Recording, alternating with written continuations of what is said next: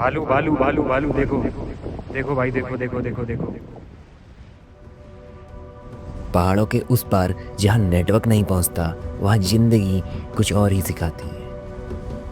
4600 metre से ज़्यादा की ऊंचाई को मैंने कभी सिर्फ नक्शे में देखा था, पर आज जब उस ऊंचाई तक पहुंचाया तो एहसास हुआ कि कुछ मंजिलें नक्शे में नहीं, हिम्मत से मिलती हैं।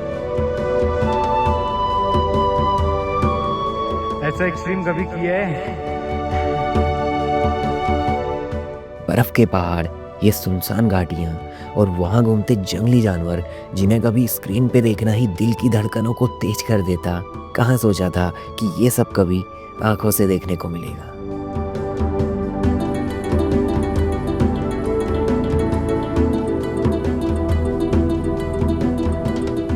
नौ दिनों की इस यात्रा के अंत में घाटी के भीतर जब मैंने भालुओं को आज पहली बार देखा तो समझ आ गया था कि ये पूरा सफ़र मैंने सिर्फ तय नहीं किया बल्कि महसूस भी किए।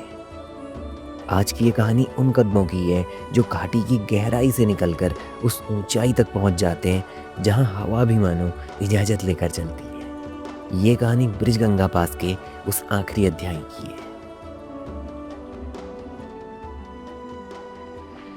टाइम हो रहा है 5:40 और उजाला नहीं हो रखा अभी। देखिए हल्का हल्का उजाला होना शुरू हुआ है, मतलब अंधेरा है प्रॉपर। और निकल चुके हैं सुबह के 5:30 बजे ब्रिजगंगा पास के लिए।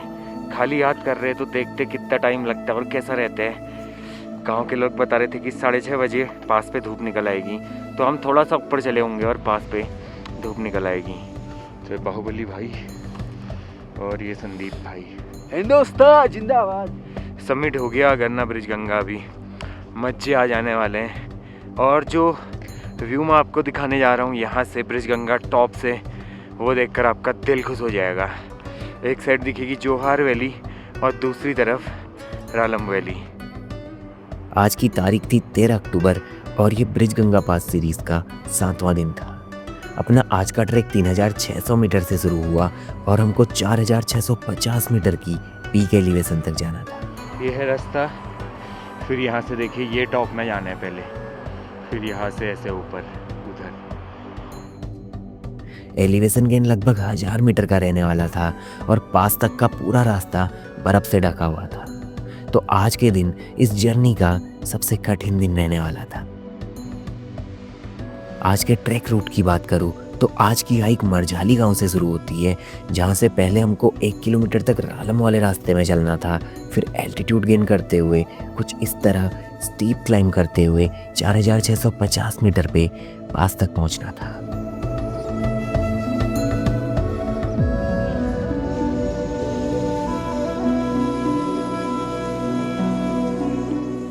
तो इस ट्रैक के साथ संदीप भाई और बाहुबली भाई का हाईएस्ट ट्रैक होने वाला है ये 4650 मीटर। मेरा भी शायद सेकंड या थर्ड होगा।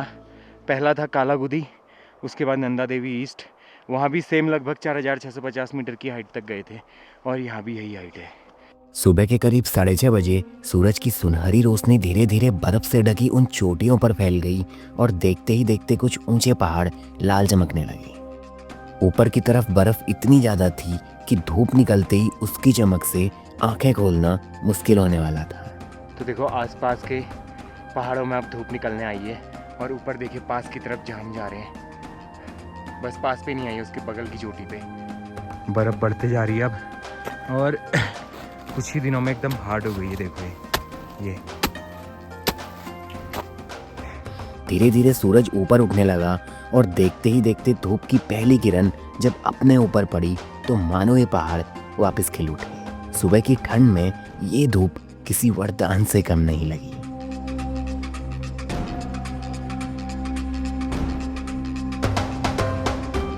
तो धूप निकल आई है, धूप की पहली किरण।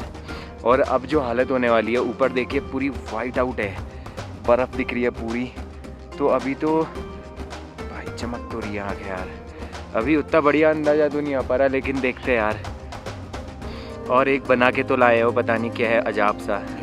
अजाब सा मत बोले, इतनी मेहनत लगी है। ये बनाया है भाई ने। अब ये पता नहीं काम कितना आता है, देखते हैं, लेकिन भाई ने मेहनत बहुत करी है। इस रिज को पकड़ते हुए यहाँ तक जाना है, फिर यहाँ से तिरछा तिरछा पास। ये पहाड़ दूर से तो बड़े खूबसूरत दिखाई देते हैं, पर सामने से उनका असल स्वरूप कुछ और ही कहते हैं। कल मरझाली से ऊपर देखते हुए ये पहाड़ जितना कठिन लगा था, आज चढ़ाई चढ़ते हुए उसका असल स्वरूप सामने आया। जिस रिज लाइन को खड़ा चढ़ना कल आसान लग रहा था, आज हर कदम के साथ वो और कठिन होती गई। यहाँ असल जंग चढ़ाई से नहीं थी, लड़ाई तो मन के उस भ्रम के साथ थी जो पास तक पहुंचने के साहस को रोके हुए था। अब यहाँ से एक्सट्रीम चढ़ाई शुरू होने वाली है और बर्फ़ भी बहुत ज़्यादा है, तो कैमरा अंदर रखना पड़ेगा। फ़ोन से शूट होगा, यहाँ से जितना भी आपको दिखाऊंगा सारा फ़ोन से शूट होगा। कुछ आगे चलने के बाद एक रास्ता हमको दिखाई दिया जो मेन ट्रेल जैसी दिखाई दी, तो सही रास्ता समझकर हम उस रास्ते में आगे बढ़ते गए। अब ये रास्ता सही था या नहीं ये तो पता नहीं था, पर ये वो रास्ता नहीं था जो हमने मरझाली से देखा था।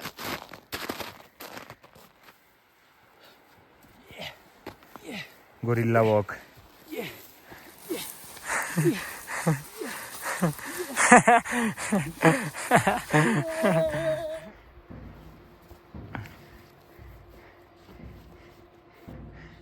ऐसा एक्सट्रीम कभी किया है? लगभग 70 to 80 डिग्री की है ढलान। इसको पूरा चढ़ते हुए आ रहे हैं। रीज़न वहाँ से देखिए, वहाँ से हम एक नीचे वाले रास्ते में गए, वो कहीं इस तरफ लेके जा रहे हैं और जाना है हमको ऊपर। तो ये देखिए किस तरीके से चलना पड़ रहा है। बस यहाँ पे एक टॉप आए, यहाँ पे बैठते थोड़ी देर। पूरा नीचे से इन झाड़ियों को चढ़ते हुए आ रहे। देखिए हालत ख़राब यार, नीचे से बिना रास्ते के चढ़िए ये वाली रिस तो पूरी।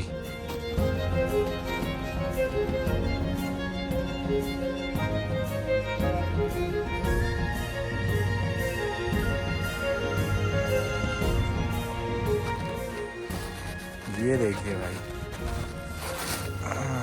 ऐसे जाना पड़ता है भाई कभी कभी, जब ज़्यादा वाइट आउट हो जा रहे हैं ना। अपनी छाया को देख के चल रहा हूँ मैं, तो सुकून सा मिल रहा है आंखों को, थोड़ी शांति सी। तो स्नो ट्रैक है तो चश्मा तो ज़रूरी है भाई। तो धीरे धीरे रास्ता और मुश्किल और जोखिम भरा होता गया। कहीं रास्ते टूटे हुए थे तो कहीं जमी हुई बर्फ रास्ते की रुकावट बनी, पर सारी मुश्किलों को पार कर अपने एक कदम लगातार आगे बढ़ते गए। कुछ दूर चलने के बाद एक गधेरा रास्ते में आया, जहाँ से आगे रास्ता अब ना के बराबर मिलने वाला था। गांव के लोगों ने भी बताया कि पास को चढ़ते हुए एक गधेरा बीच में आता है, जहाँ से टॉप तक जाने का प्रॉपर रास्ता नहीं है। इसी बीच से जाने हैं। देखिए आए तो यहाँ कहीं से थे, यहाँ पे आके अचानक से रास्ता सा खत्म हो गया। अभी तक ऊंचाई कम होने की वजह से स्नो भी कम थी, पर धीरे धीरे ऊंचाई बढ़ने के साथ बर्फ बढ़ती चली गई और मुश्किलें भी बढ़ती ही गई।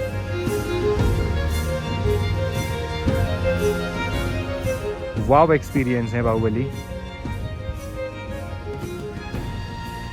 अब देखो कितना एलिवेशन गेन कराए हैं। जो नीचे आपको दिखाई दे रहा है वो है मरझाली। वहाँ पे, वहाँ से नदी पार करके इतनी बड़ी रिज को देखिए, यहाँ से चढ़ के आए।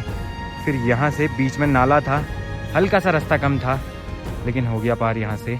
तो ये देखिए भाई, एक फ्रेम में दो चोटियाँ। जो ये वाली है, ये है राजरंभा, जिसकी हाइट लगभग 6500 कुछ होगी, और ये है चौधरा, उसी हाइट की उससे थोड़ी सी छोटी, 6300 लगभग होगी। और बगल में ये दिखाई दे रही है आपको सुस्टीला, सुटीला भी बोलते हैं इसको लोकल के लोग।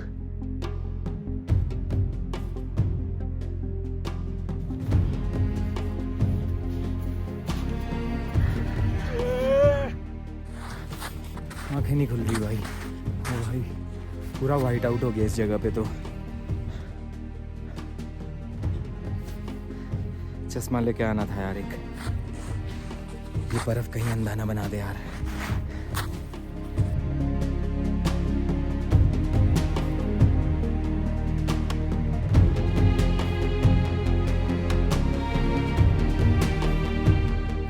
मतलब अगर ये टोटल वाइट होता ना तो बहुत दिक्कत हो सकती थी, लेकिन क्या है कि कहीं कहीं पे एक्सपोज हो चुकी हैं रिजेस वगैरह, क्योंकि 4-5 दिन से लगातार धूप है तो काफ़ी सारी बर्फ़ हट चुकी है। जिस कारण से थोड़ा सहूलियत हो रही है, वरना बिना चश्मे के तो बहुत दिक्कत हो जाती है।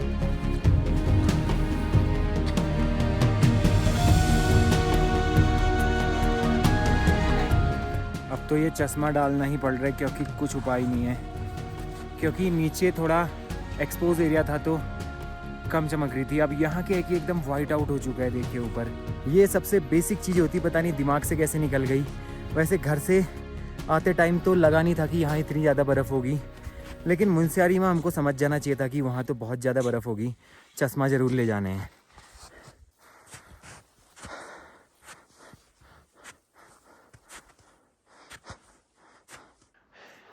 एक भाई बहुत प्यासे है, इसको जल्द से जल्द पानी चाहिए।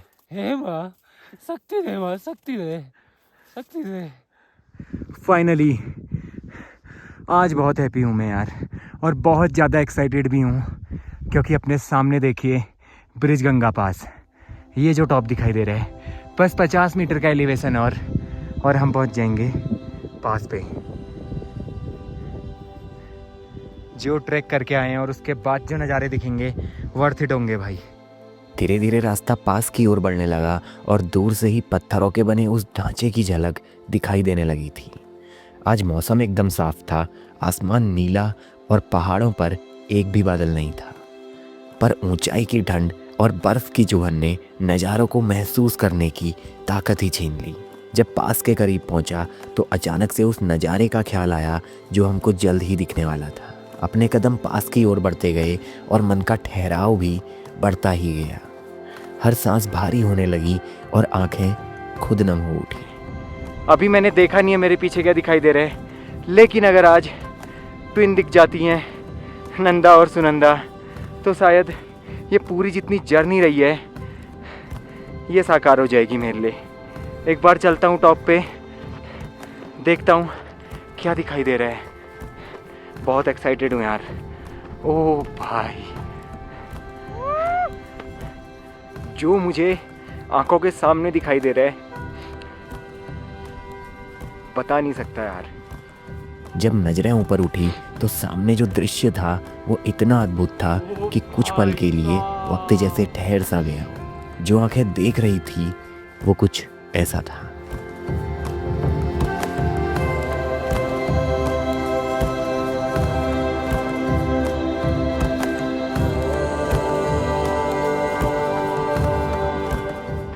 पिछली वीडियो में भी मैंने आपको बताया था कि खुद को बड़ा लकी मानता हूँ मैं। मौसम ने बहुत बार साथ दी है। कुछ कुछ मोमेंट ऐसे हो जाते हैं यार, पता नहीं क्या हो जाता है कि मैं इमोशनल हो जाता हूँ अचानक से। और आज का जो मोमेंट था वो भी कुछ ऐसे ही था यार। जो पीछे आपको मेरे दिखाई दे रही है नंदा और सुनंदा देवी, सफल हुआ आज का ये ट्रैक। ये पूरी जर्नी सफल हुई, और जिन हालातों में ये ट्रैक हमने शुरू किया था क्या बताऊं यार। अचानक से बनाया ट्रैक का प्लान, लेकिन ऐसा जाएगा मुझे यकीन नहीं था।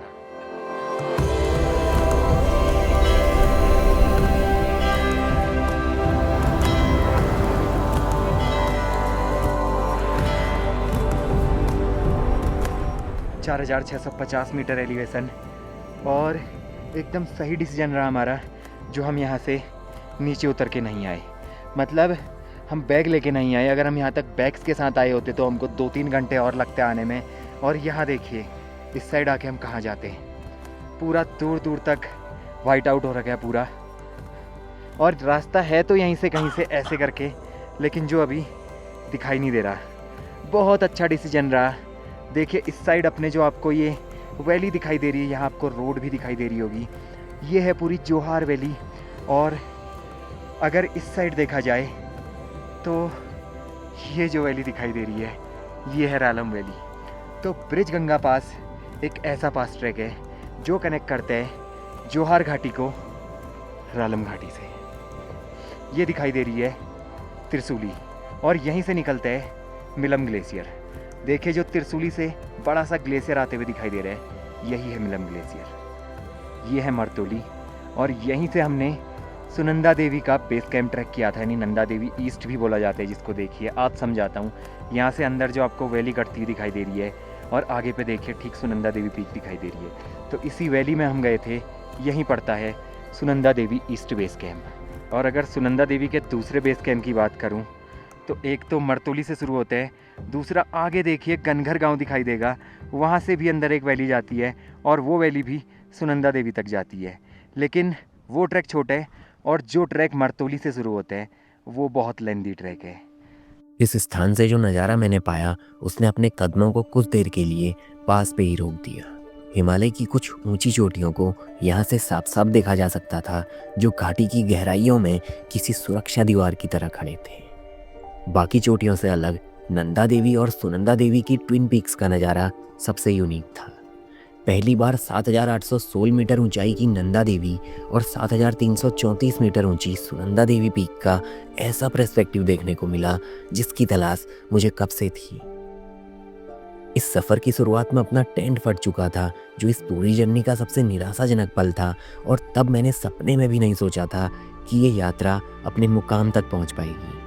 जिन हालातों में ये ट्रैक पूरा हुआ उसने पूरी जर्नी को एक यादगार पल में बदल दिया। यहाँ से दिखाई दे रहे हिमालय के कुछ ऊंचे शिखरों की बात की जाए तो जोहार घाटी की तरफ देखने पर नंदाकोट, सुनंदा देवी, नंदा देवी, ऋषि पहाड़, हरदेवल और त्रिशूली जैसी कुछ लेजेंडरी पीक दिखाई दी। वहीं रालम घाटी में सुस्तिला, चौधरा, राजरंभा और पंचाचूली सेकंड की टिप दिखाई दी। यहाँ से वापस लौटने का मन तो नहीं था, पर टॉप पे चलती बर्फीली हवाओं और समय की कमी के चलते अब वक्त हो चला था इस स्थान को पीछे छोड़ने का। तो ये जो आपको पत्थर के देखिए बड़े बड़े ऐसे खड़े किए हुए यहाँ पे दिखाई दे रहे हैं, पातो गांव के भुप्पी भाई ने बताया कि अपने पूर्वजों की याद में जो लोग गुजर चुके हैं, जो कभी पातो गांव, रालम गांव या मरछाली गांव का हिस्सा हुआ करते थे, उनकी याद में कुछ इस तरीके के पत्थर यहाँ पे चढ़ाए गए हैं। आर पार पूरे में देखोगे यहाँ पे पत्थर, यहाँ से लेके आगे तक, जो यहाँ आने वाले यात्रियों को याद दिलाते हैं कि कुछ ऐसे भी लोग थे जिन्होंने इस रास्ते की खोज करी थी। ऐसे ऐसे रास्तों को काट के रालम से मिलम जो होके जाया करते थे, तो उन्हीं पूर्वजों की याद में ये सारे पत्थर यहाँ पे लगाए गए हैं। तो बहुत अच्छा एक्सपीरियंस रहा ब्रिज गंगा पास का यार।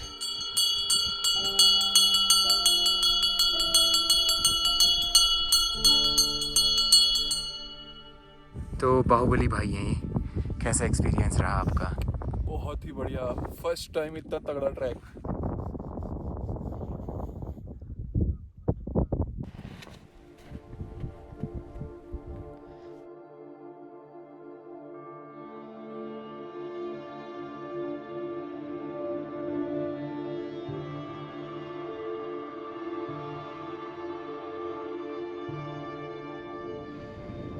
तो हवा चल रही है बहुत तेज और वक्त तो चला है इस जगह को छोड़ के यहाँ से वापस नीचे को लौटने का। तो हो चुका एक बार फिर से सामान पैक, निकलते हैं इस जगह से। ये देखो एडवेंचरस रास्ता, लूज ग्रेवल।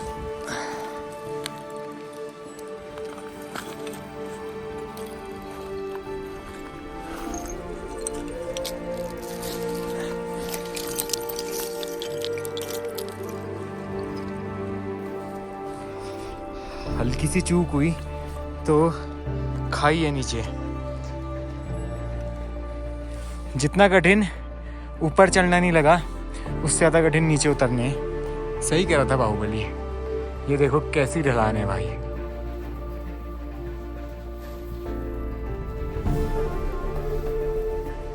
भाई की टेक्निक देखो, क्या मस्त टेक्निक बनाई भाई ने। लुढ़कते हुए जा रहे हैं। कितना समझा दिया यार, इसको मान नहीं रहा। धीरे धीरे हमने पास की ऊंचाइयों से नीचे लौटना शुरू किया और आज का प्लान मरझाली में रुकने का था। इस यात्रा के सफल होने की खुशी और पास की कुछ यादों को साथ लिए हम बहुत नीचे उतर आते हैं और मरझाली गांव अब करीब दिखने लगते हैं। ये सफ़र अब एक यादगार कहानी बन चुका था, लेकिन अभी कुछ ऐसा था जो बाकी रह गया था। भाई ये क्या दिखाई दे रहा है, देखो।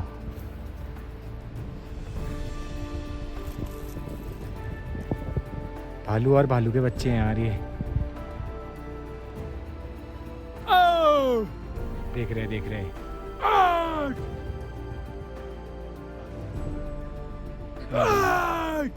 भालू ही है, कंफर्म कह सकते क्योंकि जूम किया मैंने, आपने देखा होगा। 2 बच्चे हैं और एक है साथ में कोई एडल्ट बड़ा। निकलेंगे यहाँ से? हैं? चल देते भाई यहाँ से। क्यों हैं? क्यों? चल देते। बेटे रात में गलती से आ गए ना, माँ कसम बे, ऊपर नीचे से देखना 3 है वो। बच्चों के आड़ में ज़्यादा अटैक करेगा ना, उसके एक तो बच्चे भी है। भालू भालू भालू भालू, देखो देखो भाई, देखो देखो देखो देखो, जूम करता हूँ, पूरा जूम करता हूँ। ये देखो भाग गया, वो भाग गया, देखो। अरे भाई दौड़ते हुए चल दिया, देखो। 2 बच्चे हैं साथ में उसके। तो यही है भाई रालम गांव। ये जो पूरी घाटी आपको दिखाई दे रही है, देखो अभी भी भाग के जा रहे हैं वो। तो यहाँ रहता है, अब टाइम आ गया यहाँ भालुओं के आतंक का।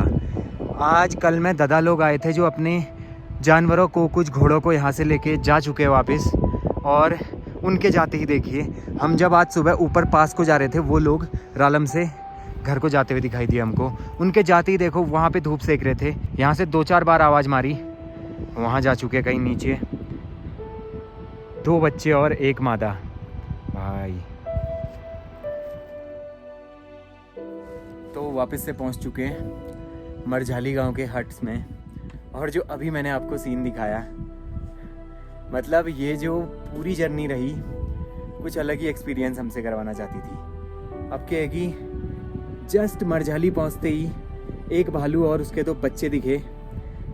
अगर आप मेरे पुराने सब्सक्राइबर्स हो तो आपको पता होगा, जोहार में भी लोगों ने बताया था, मैंने भी आपको बताया था कि जैसे ही यहाँ ठंड शुरू होती है, बर्फ़ पड़ने लगी है, रालम वैली हो या चाहे जोहार वैली हो, यहाँ भालुओं का आतंक बढ़ जाता है।